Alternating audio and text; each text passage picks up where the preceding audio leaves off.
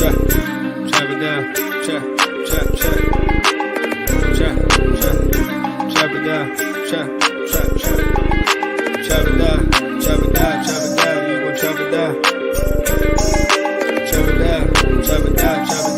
chop it down. I just appreciate everybody watching. Watch him throw the ball. We gon' pick it off. You gon' let him hit the hole or you gon' cut it off. You gon' play through fourth and long or you gon' punt it off. Your defenders, heavy hitters, put your pads in. Don't be looking for the ref to throw no flags in. Keep the helmet on, keep the cleats tight. You the type to want to win by any means, right? You should look alive. This is Trap or Die.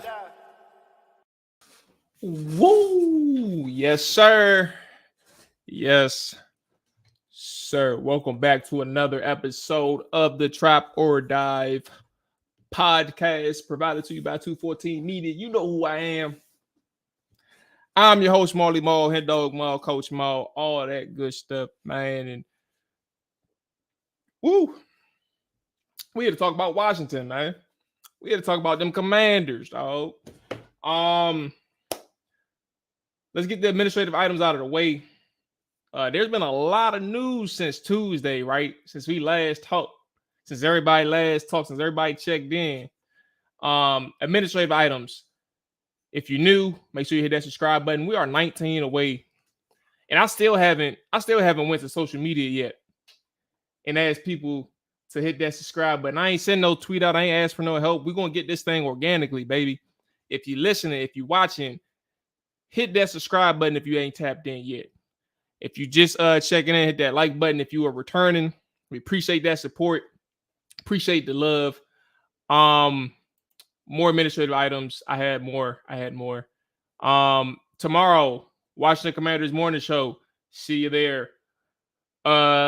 Sunday. Yes, Sunday. I'm not too sure about the post-game show right now. I got another endeavor that's actually in conflict of the Vikings game too. So I may not even be around to watch the Vikings game live. And that's kind of the conflict that I'm in right now. So if you all are always around for that post-game show, just keep in mind that we may not have the post-game show immediately after the game this upcoming weekend. Okay. I had another administrative item and I lost it. That's what happens when my mind rambles and I freestyle. I usually write these things down. But let's go ahead and keep things pushing. Let's get the good man Dre and it's Stein right quick. Dre, what's going on with you, boss man? How you feeling tonight? Man, shit, you know I'm always good on Thursdays, man. I got my football, my drink, shit. I'm good, man. Everything's good. You got the makers tonight? Now I'm on this Southern Comfort tonight, man. I never had this before. All right, okay. You never had it before. Continue.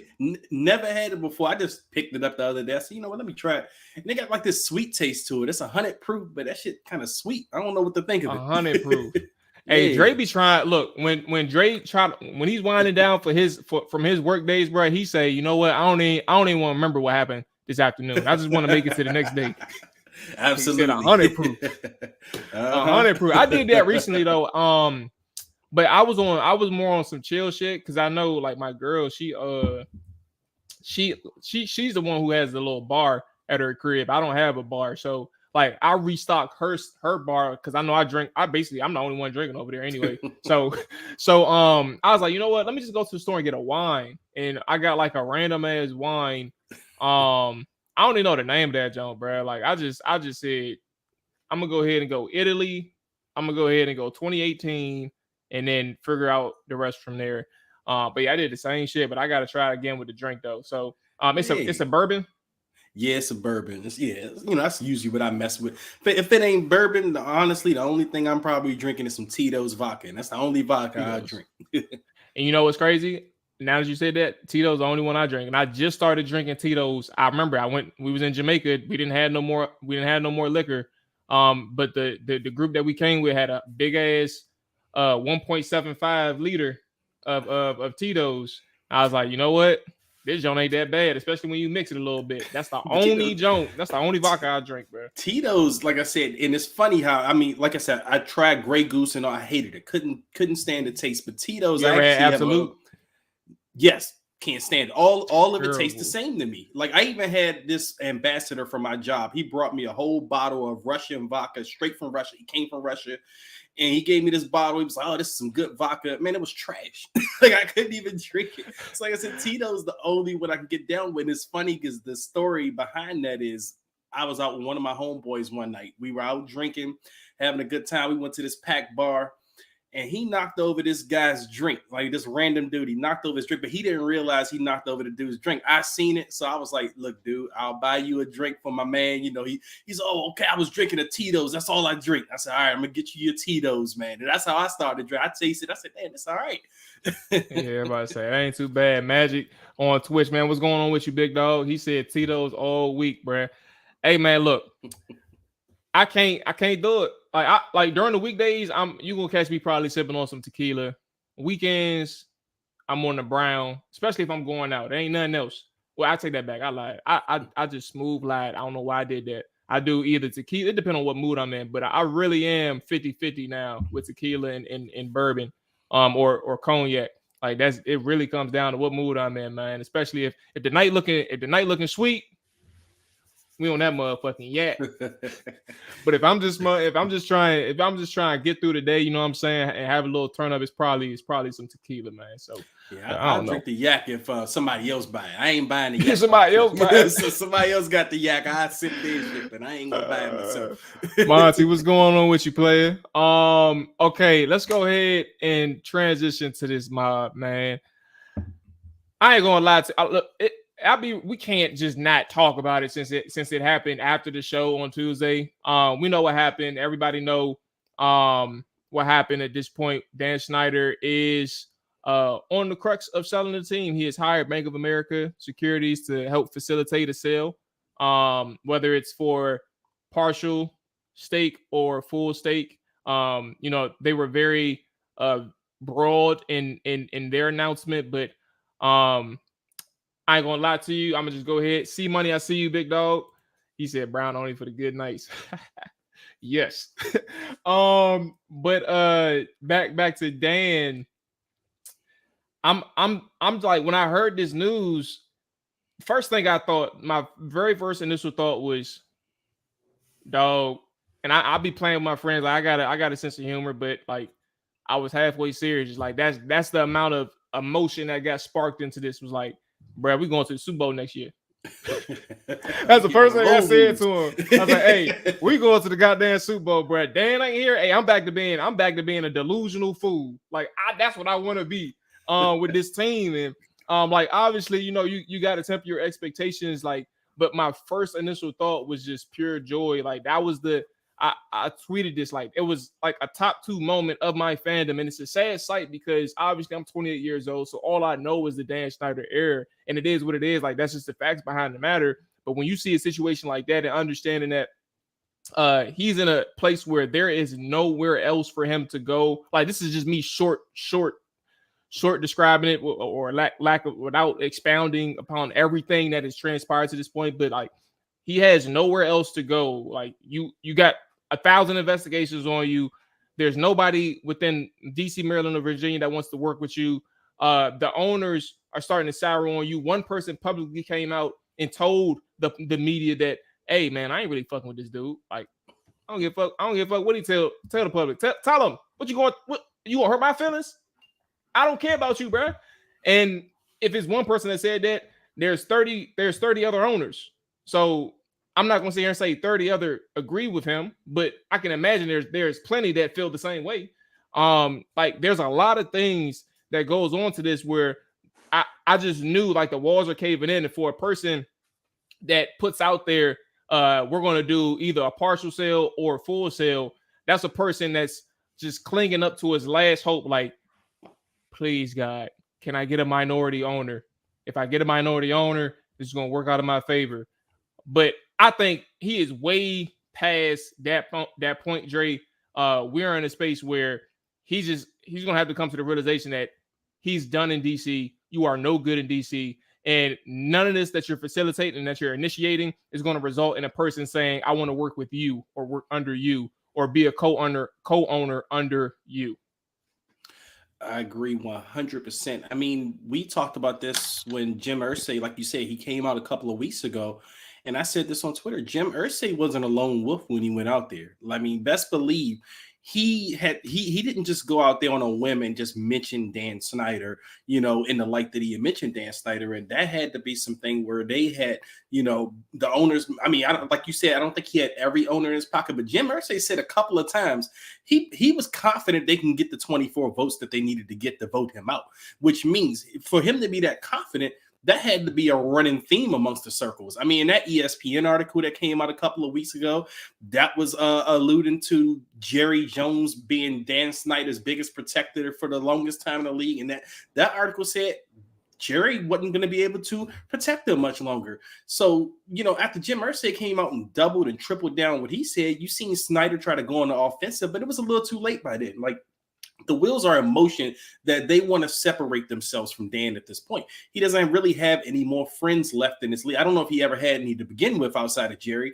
but I mean, I don't think he has any friends left in that owner circle, which was really his last saving little lifeline, because a lot of people for the longest time, for years, was saying that the owners look after themselves and no one wants, their skeletons to come out of the closet if they expose Dan's skeletons. But now you're seeing this is a collective or cohesive unit, against Dan, but that's not his only thing.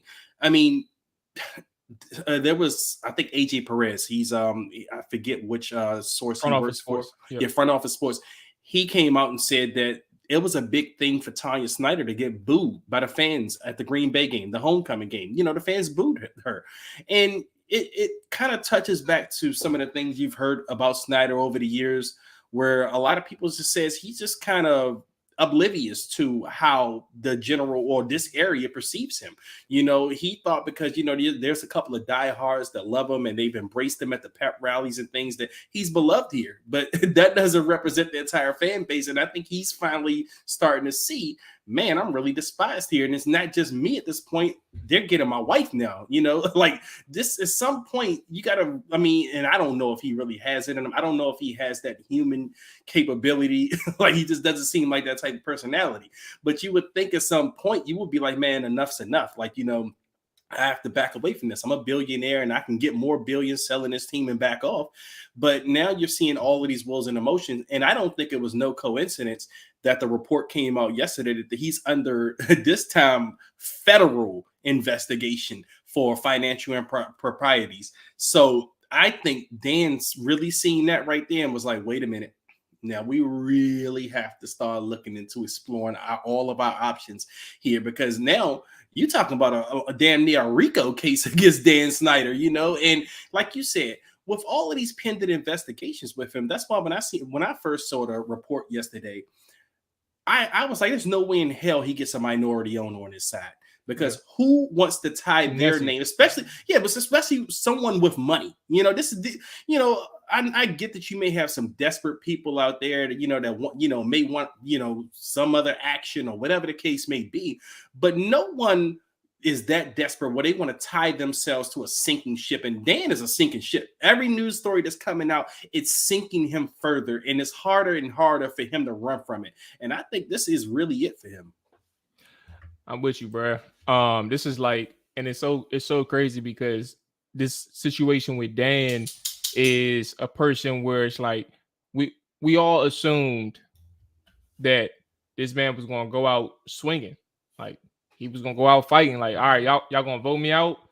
Try it if you want to, because this joint, I got a full clip up in this joint, bro. I'm gonna let every joint. I'm gonna make sure every target is hit, and I think for Dan, like one of the bigger things that is in my head that I'm noticing is like the reason why I don't think is going to be a partial sale. Like, I think we all know this to this point, but I just add on to the fact that I don't think it's going to be a partial sale because, like, first off, you have to be willing to acknowledge, like, they didn't fight the report.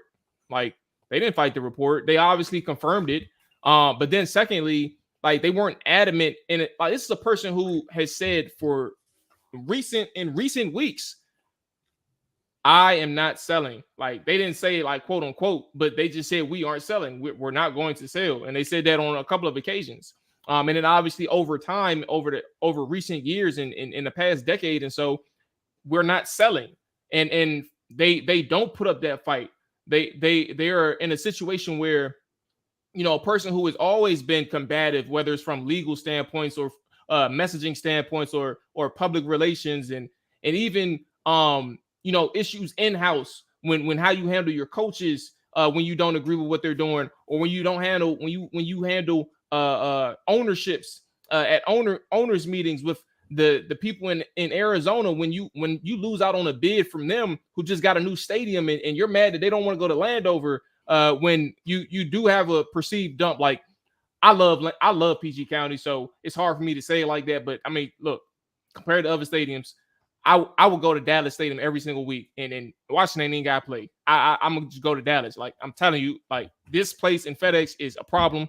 It is what it is. But the point is, like, you're talking about a person who is very upset about some of the smallest things, where like, and then you spaz on these people, and a person who has done this his entire tenure as owner comes out and says, we're looking to sell.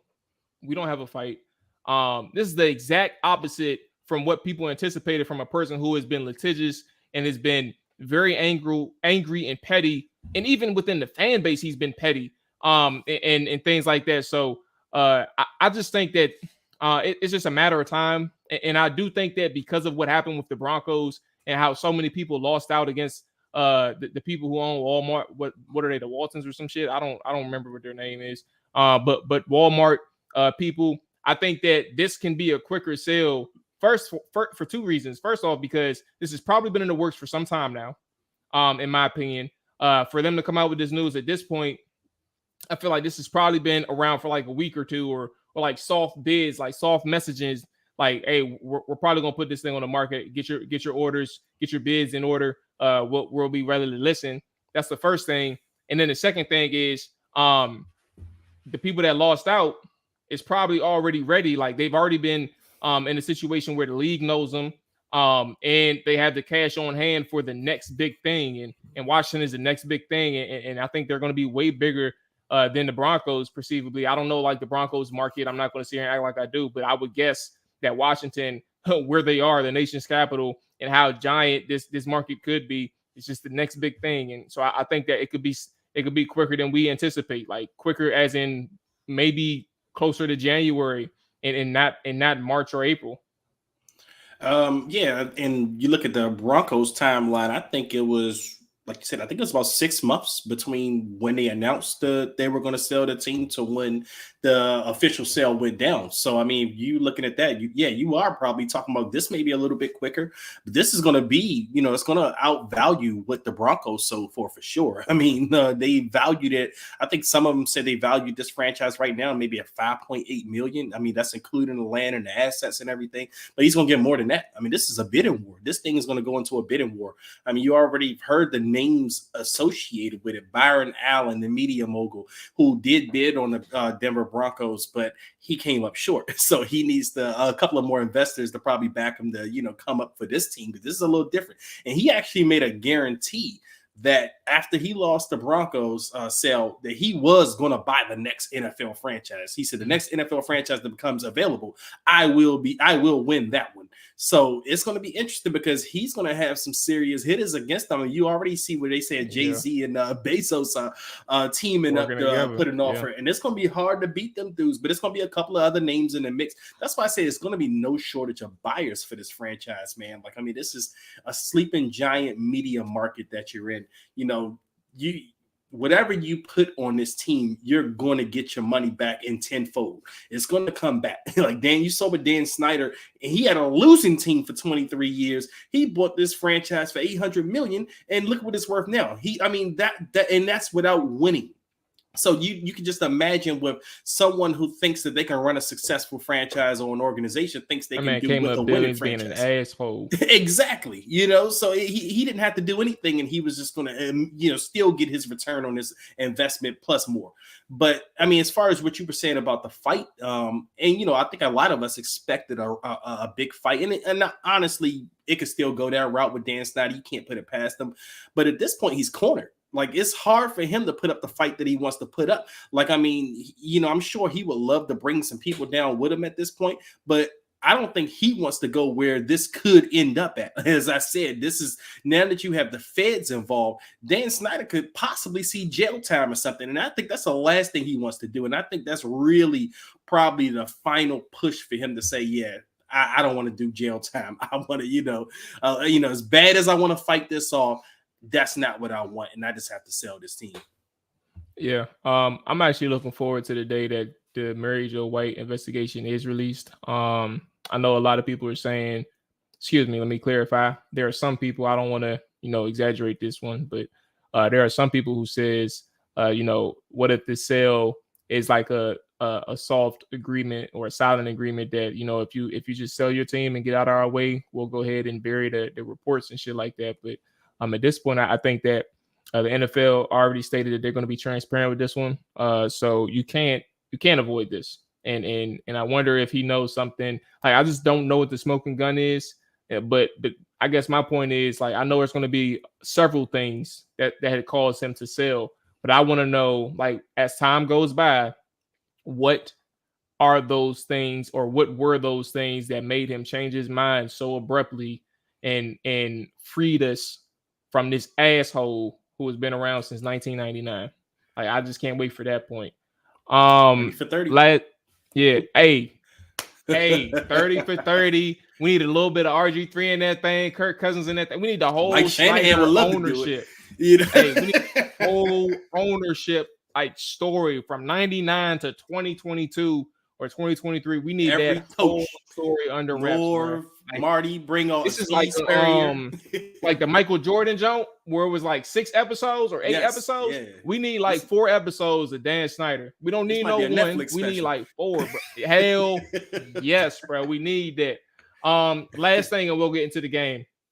Who do you want to buy the team? Armani says. What's going on, Monty? My bad. I know you said something as well. But who do you want to buy the team? Do you have a preference? Honestly, I really don't have a preference. Because when you start, a lot of people have been dissecting the people and saying, "Oh, I don't want this guy to do it because he's an asshole. This guy's an asshole." But I mean, they're billionaires, so more than likely they're assholes and they're probably bad people in general. But the most important thing for me is, ideally, I would love a good, savvy businessman to come in here and take over this franchise. He doesn't have to be the biggest football mind or the biggest football person, but he has to be someone who can research and do analytically driven structures. Like, he can build an infrastructure and he puts the right people in the right places in his organization, and they can run it successfully for him, with him still kind of, overseeing things like, hey, I have a bottom line to meet. You guys have to do this. I mean, a successful, savvy businessman who's been successful in every stop he's went through, regardless of whether he's an asshole or not. Because I mean, you're probably not going to avoid that when it comes to billionaires. I mean, most of these dudes have skeletons in their closet, and they've stepped on people along the way to get where they're going to get. So I mean, if you're going to be an NFL franchise fan, that's just what you have to deal with as the owners. I mean, but you just want at least an owner that cares. He cares about his product, and he's going to build a successful infrastructure, and he has a proven track record of doing so. And he's going to put the right people, like I said, in the right places, and he's going to get out of the way and let them run football operations. But they're going to have to answer, to him and meet the bottom line. Yeah. For me, I'm somewhat in the same boat. I don't have a preference of who the owner is, but I will say one thing though. I listened to Mike Florio, Pro Football Talk, I believe. And he knows this stuff like the back of his hand, and he's really informative. I don't know why I messed those words up, but he's really informative about this stuff. And one of the things that he mentioned in an interview yesterday, I believe, and this is what like brought in my perspective on what an owner could look like. But here's the only things, like the two or three main traits that I want is a person who has familiarity with the sport or sports leagues, and a person who somebody who understands operations and what you need, what this team needs and things like that. That's one thing. Second thing is I want somebody who knows how to build a goddamn stadium, like who has an idea of where to build it in the area, has familiarity with this area to some extent. Like there's already 3 owners, I believe, or 3 potential bidders who have familiarity with this area. Obviously, Bezos. Bezos, this guy who owns the 76ers, I believe. And then this I think that's other, Josh Harris. And then Allen. You said who? Josh Harris, the 76ers guy. I think that's his name. Yeah. And he owns the hockey team as well. And I just think that for all of the things that Washington needs is more so just somebody who understands the sport, understands how to make a stadium, like modernized it and stuff like that in this area, and secondly and thirdly, cash on hand. That's the other thing that I learned from Florio, in a sense of, there's a lot of owners who obviously are worth a lot of money, but that don't mean that they have the money to like pay players a certain amount of money or pay them the guarantees or signing bonuses like in the moment. Like sometimes they have to I forgot the word. I think back pay or some shit. I don't know. Disperse over years and years in time, and things like that, versus like paying on hand and stuff like that. And I think the money part is important. Maybe AJ knows this part as well when it comes to free agents and stuff like that. Some people may want like a money deal where that signing bonus or guaranteed contract is something that they can see like right away or something like that. I don't know, but it can be an enticing factor to getting players or re-signing players and things like that. So yeah, those are the 3 things for me: stadium, cash on hand, and understand the sport. Like you really need to understand the sport. And maybe that contributes to a person who is a successful owner in Washington. AJ, what's going on, man? You dodged the ownership talk. That's very good. We're about to get right into the Vikings and Commanders. I ain't dodged it. I was caught up in something else, so that's why I joined you guys late.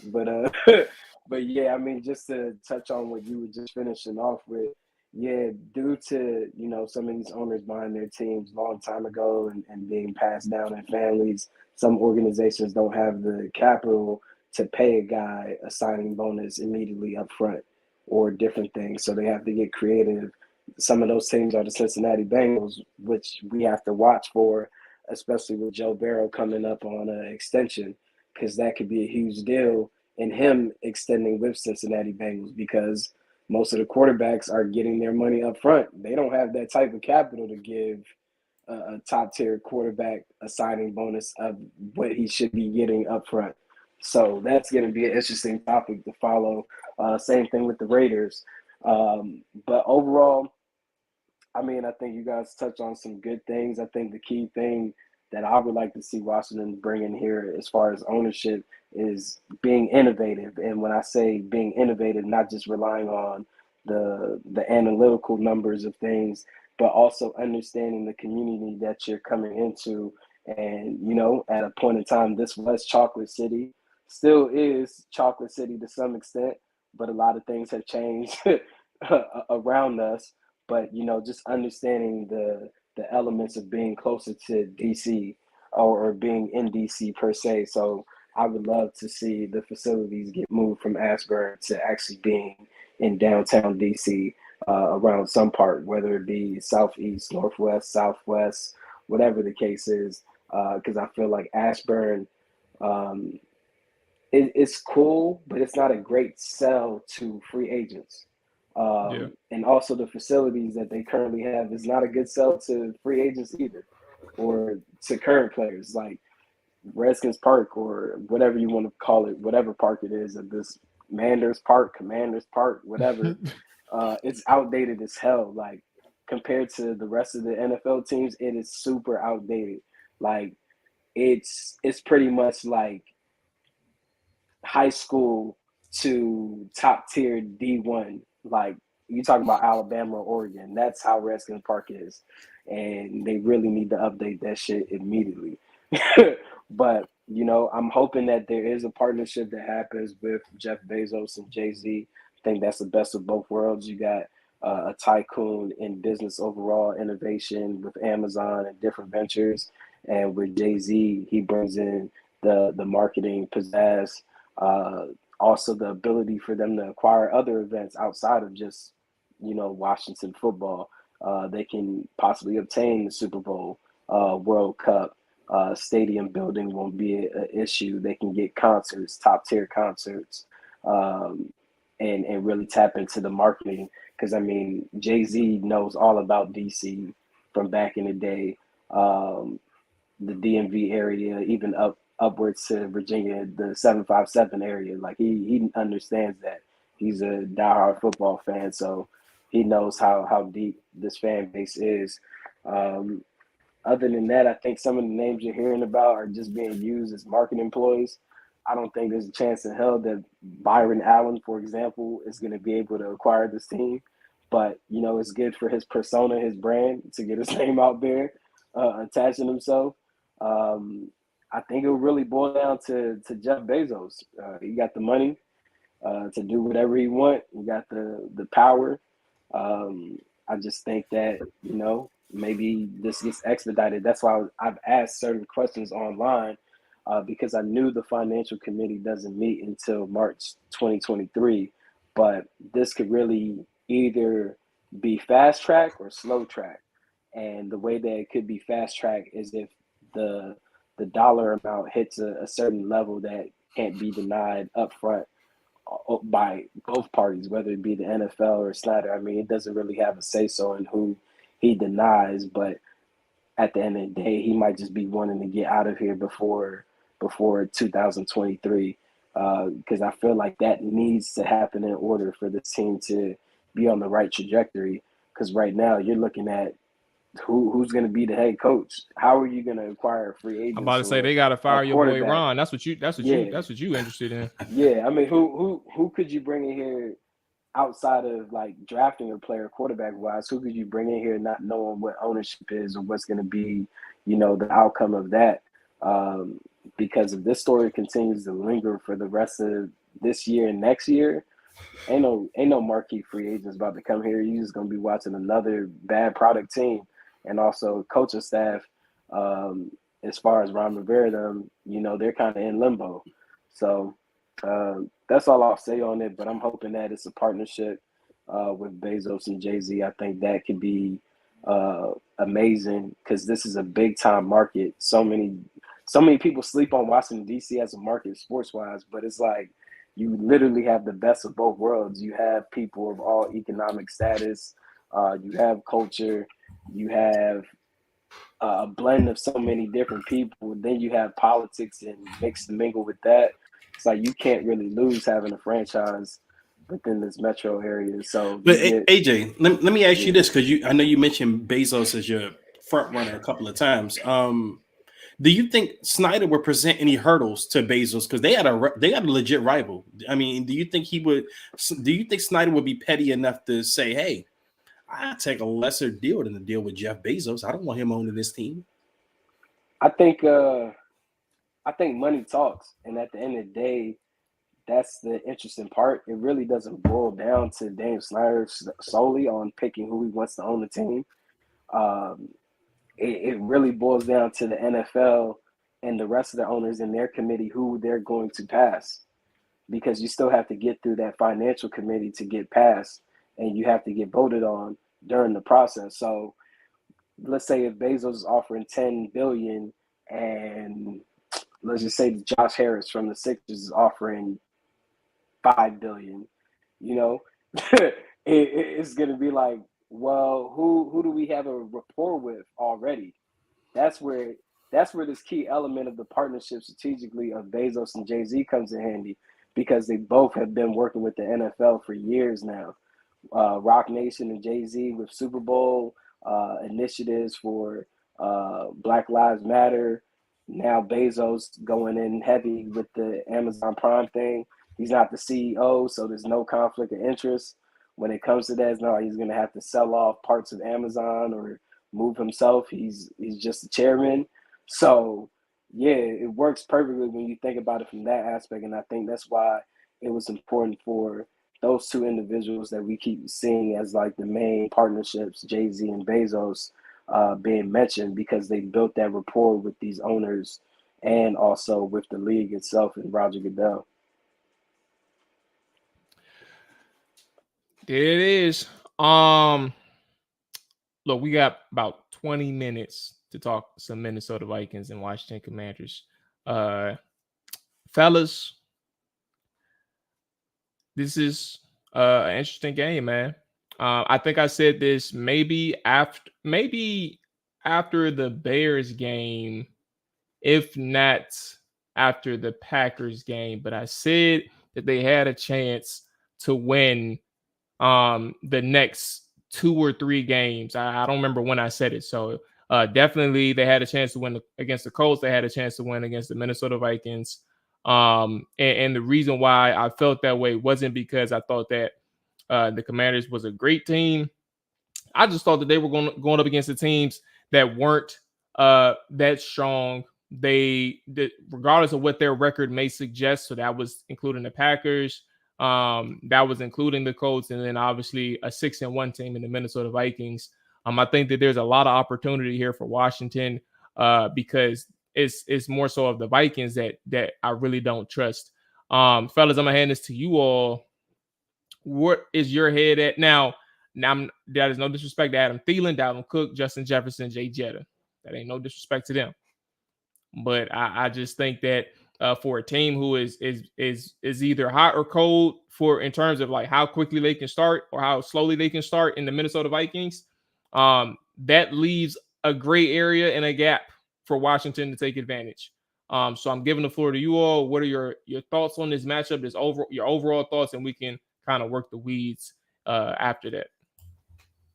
Yeah, I think this matchup is actually intriguing for a couple of reasons. I mean, on the offensive end for Minnesota, obviously this is going to be the test for the defense. I mean, we've been talking about how the defense has been playing good and improved since week 2.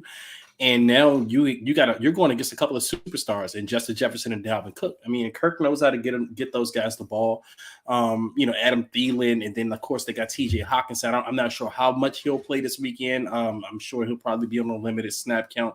But either way, I mean, this is a test for the defense to see where you stand. I mean, the Vikings are 6-1, I believe, coming into this game.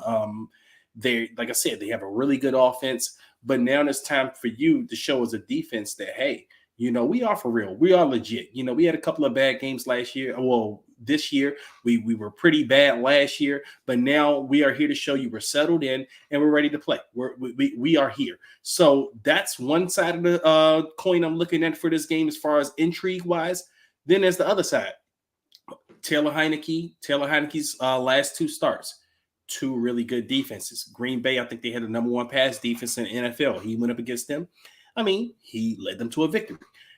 Indianapolis Colts, top 10 defense in the NFL. Now, Taylor Heineke struggled a lot in this game, but he came through in the clutch in the last couple of drives, wins them the ball game. So now he's going against a defense that isn't as they don't have the reputation as the last 2 defenses that they played against. So I think this is a game where we may see Taylor, we shouldn't see Taylor struggle or have the struggles that he had the last 2 games. I mean, in the Green Bay game, the whole first half, Taylor just played terrible. Indianapolis game, most of the game, he was terrible. He just wasn't good. He just wasn't good enough. But this game against Minnesota, you're playing against a defense that, like I said, they don't have the reputation of the last 2 teams you played against. So I want to see if Taylor can get out to a quicker start and if he could be more consistent throughout the game against a defense that's not, as good as the last 2 defenses that he's faced. So that's something I'm going to be looking for in this game, as far as on the offensive end. I don't think we're going to see Jahan Dotson again. I'm not sure when he's going to suit up again. Yeah, he hasn't been practicing. That hamstring has been an issue. But still, I expect to see at least Taylor to be a little bit more consistently this week. At least that's going to be the intrigue factor for me.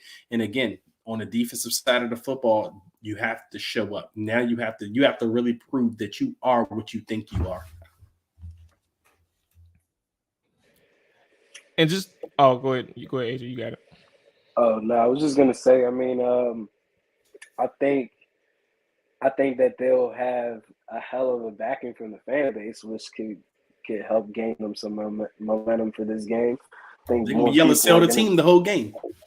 I mean, I don't even know if they're gonna necessarily be yelling "sell the team," but I feel like more fans are planning on showing up to this game. I don't know. That's the post that I'm getting from what just keeps populating on my Twitter. Like I'm seeing people buying tickets and saying they're going to be at the game or whatever. So that could help. But really, I don't really know what to expect from this offense. Yeah, Taylor Heineke is hit or miss, and more than likely miss. So I have no clue what to expect. It's not like we've seen like a great offensive showing last week against the Colts. Yeah, they didn't really run the ball well. I'm just curious to see how they plan to slow down Justin Jefferson, especially with how many times he's in the slot and you have him going against Wild Goose, which is scary as hell. Justin Jefferson may put up career numbers because a lot of people think that this defense is improving, and I actually don't believe it's improving at all. I think they've played some poor offensive teams and schemes. And Kirk Cousins, I'm not going to sit here and act like he's elite or anything, but he definitely will take advantage of those opportunities that are given to him. And when you have an elite wide receiver and Justin Jefferson coming in, you know, that that matchup alone is scary. Like I said, he could have career numbers, and you still have Dalvin Cook in that backfield that you have to be concerned about. And Adam Thielen is still a weapon. He can still play. He can still run routes. So I'm just curious to see how they do overall defensively, and plan on stopping or slowing down those two elite players in Dalvin Cook and Justin Jefferson. So two things. I 100% agree with the offensive side of the football, right? And I felt that way. The quicker comment. Let me reverse this. The quicker comment for me is, the defense. I don't necessarily. I actually think the defense has been improving, just from a actual communication standpoint. But in terms of execution, and having like those individual mistakes, I still think that this there. It's like, how come a team has not taken advantage of that yet? I don't know. Like, when you look at the tape, you're like, how are they not seeing this? Like, I don't know how they're not seeing like certain things. And adjusting in real time. That's the quick take. Back to the offense. Yeah, this offense, like I said, that you're going to need 28 points to win this game. And my thing is with Washington, like you need 28. Like, if you get to 28, that number, if you get to that one number, I 100% believe that they win. Like, that's literally my thought. I stand on that. I will bet the house on that. But the issue is Washington has scored 21 points against Green Bay, and then hadn't scored 20 plus points since week 2. They hadn't scored 30 points all season. Minnesota is a team, I think, who's done it like 2 or 3 times. But then they're also 9th in points per game. They put up points. The issue, like I said, with the Vikings is either they jump out really quickly or start out really slow, and there's no in between. Like, you don't know. Like, they'll either get up 14-3, 21-3, or they end up down 14-7, and you're figuring out, or 17-7, and you're figuring out what the hell going on with this offense.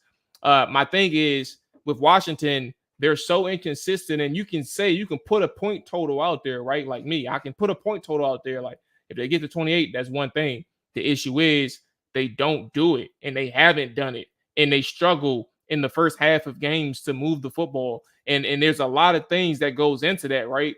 But what's going to sit here and tell or convince somebody like myself that they can do it against the Minnesota Vikings? Like, of course I can sit here and say, this is a game that they have that, like, the Vikings team isn't good, but we're talking about a team and we're covering a team that struggles. And that's kind of the perplexing conversation about this, is like, we know that this team can be beat, meaning Minnesota Vikings, but we're talking about a team, again, I know I'm talking in circles, but we're just talking about a team that really struggles on the offensive side of football. It stems from not being able to extend drives, right? You go from 2 for 11 on third down last week. You're 30th in the NFL on third downs, if not 31st. I can't remember the number. You're not extending your drives. You have wild, like, you can be in a flow offensively, and then one play can fuck everything up offensively. Some of those screen calls last week were crazy. And I don't think it was the actual call itself, but just the fact that you're talking about guys who just either are not able to get out in space quick enough, or you're talking about a person who just read it, like who read the screen. And I just think there's so many different factors for why this offense doesn't click. But for them to not be able to click on the biggest moments of a game, meaning third downs, 2-minute situations, being able to have that sense of urgency and understand how critical these drives are for your offense and for your defense, that's the biggest thing for me offensively. But, I actually wanted to ask AJ, let's say the defense does go out there and they play good against Minnesota and, maybe hold Minnesota to somewhere between 20 and 17 points. Are you going to start to be convinced then, AJ? Convinced of what? That they're playing better, that they're improving. That the defense has improved? Yeah, that they've improved. I mean, I get why you say they have it now. Trust me.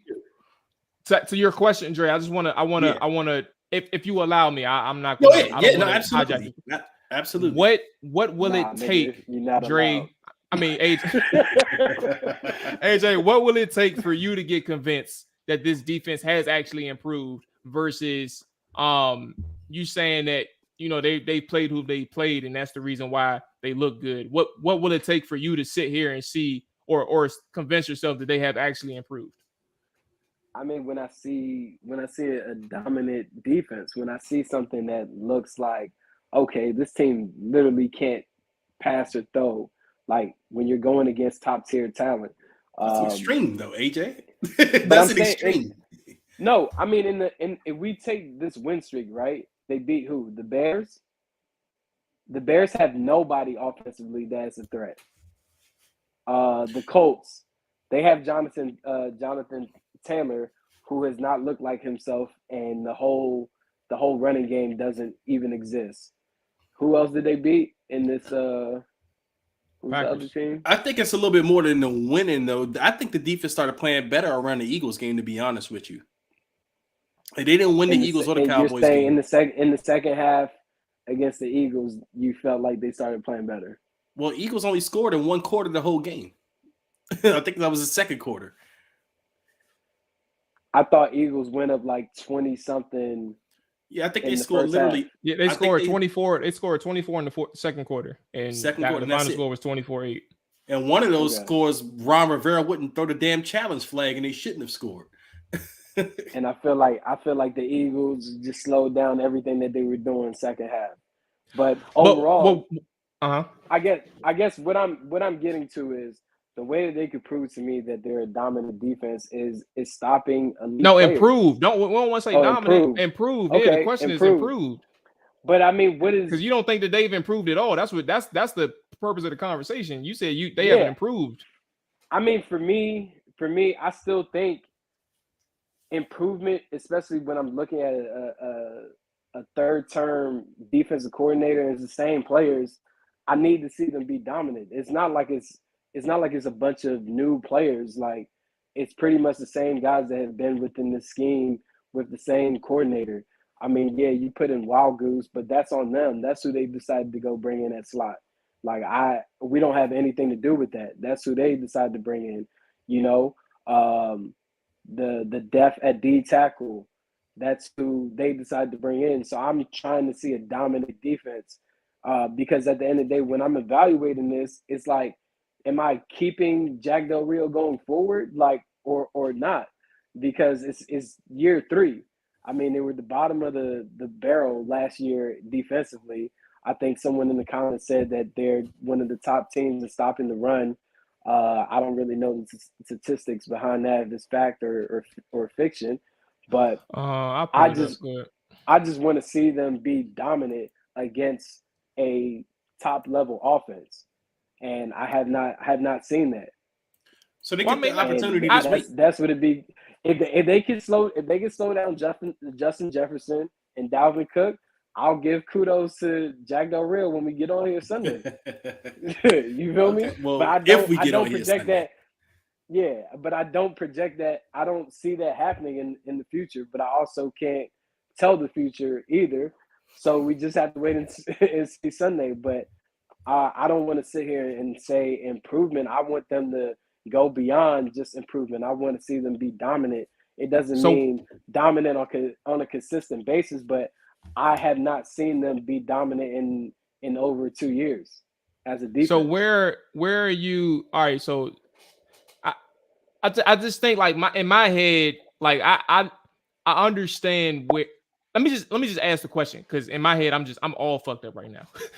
Where are you at with the defense right now in terms of like how do you rate them? Like very bad, bad, good, very good, elite. Like that's the first part of the question. Where do you have them right now? And how do we go from where you have them to all of it, like to just dominant? Like that in itself, like whatever the gap is, that's a process to incrementally get to that point of being dominant. So that's where I'm trying to get at. Like that's the part that's in my head. I'm like, damn, like how do you just jump from that level? Like it takes time, and I agree that they haven't been tested yet, right? Like I like you all know my thoughts. Like that Chicago game, if you look at the tape, it wasn't good. But you want to go against Justin Fields, who was missing several reads on the second level, and things like that. But just this defense altogether, and on top of that, let's not ignore the fact that they gave up several explosives against the Indianapolis Colts, and they continue to give up explosives throughout this season. I think they're top 3 still in the NFL. So I understand where they are, and they don't force turnovers outside of these last 3 games where they forced 5, or they've got 5. I think a couple of them were pretty fluke. But where are you at in terms of where you rate them, and how do you get to dominant? Because dominant is a process. Yeah, dominant is a process, right? But of course, everybody on your schedule is not going to have a dominant offense. So when you go against these dominant offenses, I want to see you be dominant in some aspect of the game, whether we're talking about defensively or offensively. But right now we're focused on the defensive side. I see them as a bad defense. I just believe in this win streak where they've been able to, come along with 3 wins, that these offenses that they've been facing have not been able to take advantages of the things that we're seeing on the field. Like there's plays on the field that these other teams should be making, and they're not doing so. So for me, when you go against a team like a Minnesota Vikings, where they have a middle of the pack quarterback in Kirk Cousins, like Dre said, we don't know how much Hockenson is going to play, but he's still an elite tight end within this league. You have an elite wide receiver in Justin Jefferson. Maybe he doesn't have the TDs that you probably want from a guy like that, but as far as usage-wise in the slot and outside, like he's getting a lot of plays, making a lot of plays, and then you still have Dalvin Cook. I want to see them stop one of those guys. If I see them stop one of those guys, I can say, okay, this defense is on the right trajectory. No matter if they're playing a bad offense or an elite offense, they still are doing something good. It may not be both of the things, stopping the run and the pass, but at least maybe they're stopping the run, or maybe they're stopping the pass. I don't know. But right now, I just don't feel comfortable when they go against elite offenses. And if I'm not mistaken, after this Minnesota game, they play the Eagles, right? They do. That's the test for me. Like I understand where Jefferson and Thielen is respectfully, like top, and on top of that, they're one of the best. They're 2 of the best slot receivers in the NFL on the same team. So yeah. Wild Goose has his hands full. But my real test is really next week against the Philadelphia Eagles, because they some dogs. They have balance. They have a great offensive line. And I think those are the ultimate tests for Washington, a team who, I mean, again, while you gave up points in 1 quarter against the Eagles, I think that was more so fluke than anything else. Like, I think what I'm saying is, like, they probably could have scored throughout each quarter. They had opportunities to score actually, Washington really didn't have chances to score. Eagles could have ran that shit up, dog. Yeah. But something that happened in that Eagles game. Yep. I was just going to say something that happened in that Eagles game that hasn't happened to the Eagles much this season. Washington stopped the run in that game. Eagles didn't dominate them on the ground game in that game. And that's the Eagles' bread and butter. When the Eagles win games, they're dominating on the ground. Yeah, I will say one thing, though, Dre. I think, to your point, Washington had a focus of forcing Jalen Hurts to throw the football, and I just think he won. I think they said we're going to make him throw the football, and he just won. And that's really what it came down to. Like, that was the game plan to stop the run. They did a really good job at stopping the run. The issue is Jalen Hurts motherfucking said, hey, look, dog. Hey, play with me if you want to, shawty. Like, hey, this arm here, bro.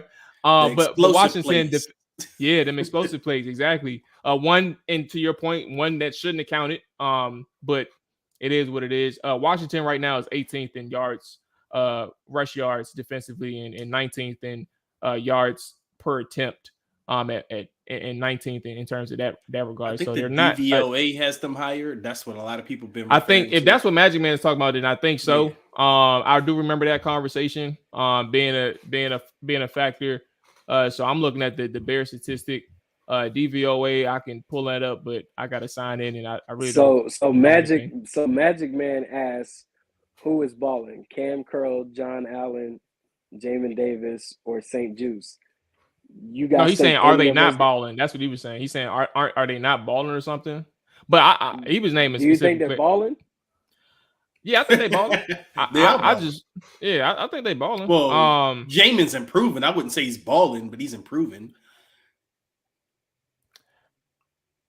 AJ, I was about to say something. AJ, I get a full to AJ.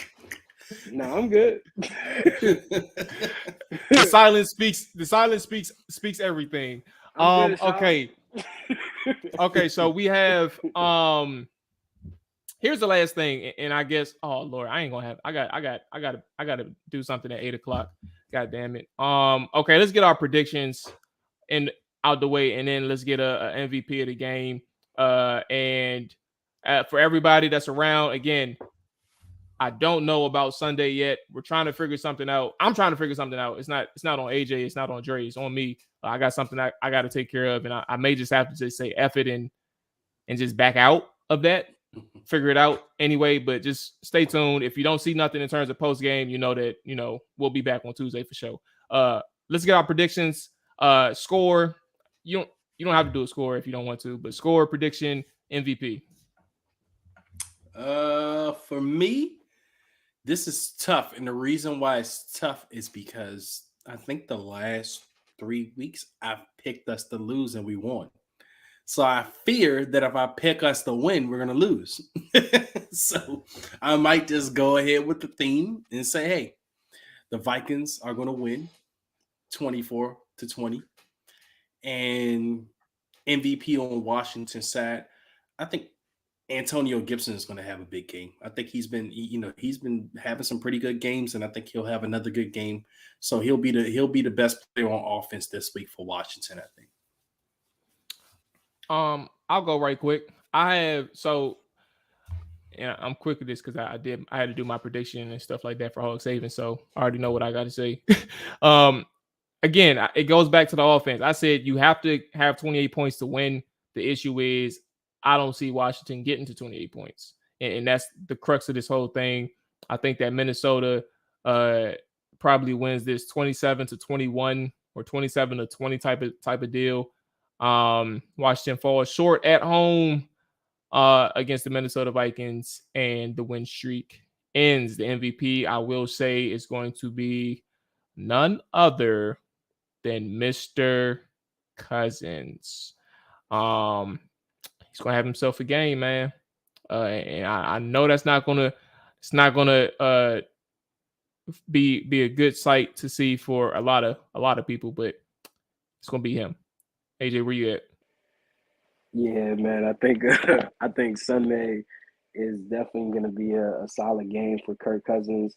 Like you said, Mual, in order for them to possibly win this game, they probably need 28 points. I don't see that happening.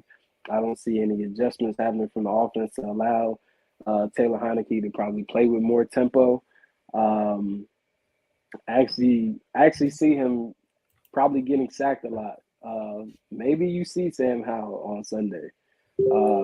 Even though the Vikings are running a different system, but they still have Zadarius Smith, who is one of the top NFL sack leaders right now. I want to say he might even be number one. That boy. And Danielle Hunter, yeah, he's adjusting to playing in the 3-4 system, but he's still a damn dog. And they don't have a tackle that can face him, that can slow him down. So that's where I feel like there'll be a lot of pressure on Taylor Heineke to try to get the ball out quick. Also seeing that J.D. McKissick may not play, seeing neck issues. So, that means even more duty on Antonio Gibson to get involved in the passing game. This offense is just not where you would like your offense to be. You really don't know what you're going to get out of them. You don't know if you're going to get 7 points or 20 points or no points at all. You really don't understand what's happening with this offense. With that being said, I expect Justin Jefferson to have a career day. There's no way career day. God damn.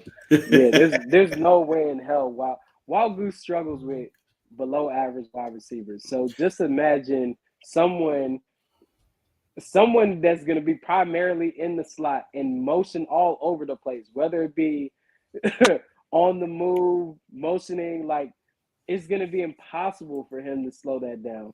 And I don't think he's going to be on him that much, though. I keep hearing people say that. I mean, I know he plays the slot, but I just feel like you'll be a fool to trust Wild Goose against Justin Jefferson for 60% of the snaps of the Minnesota. Ask yourself who is a fool that's on the coaching staff. I mean, you got a point there, but so I mean, it's not far fetched. Like it's really not far fetched. And I don't really see Jack Del Rio scheming up to send more people after Kirk Cousins. So it's going to be pretty easy. Like I said, Justin Jefferson gives the top corners in the league the business. So a guy in Wild Goose, man, they're keying in on that matchup there. And I don't really know how Jack Del Rio can get creative to slow that down because Dalvin Cook is still a weapon outside of the backfield in the receiving game. So what do you do with Jamin Davis? And you're probably going to be without Cole Holcomb and Mayo on Sunday. So now John Bostic? Nah, bro. You think Cole Holcomb's the worst linebacker in the history of the sport. So I think he's shit, but at least he's more athletic than John Bostic. Like, you're not going to hear me say that Cole Holcomb is good, but he's definitely athletic to some degree. But getting back to things, the MVP of the game would be Justin Jefferson, and Washington is definitely not winning this game.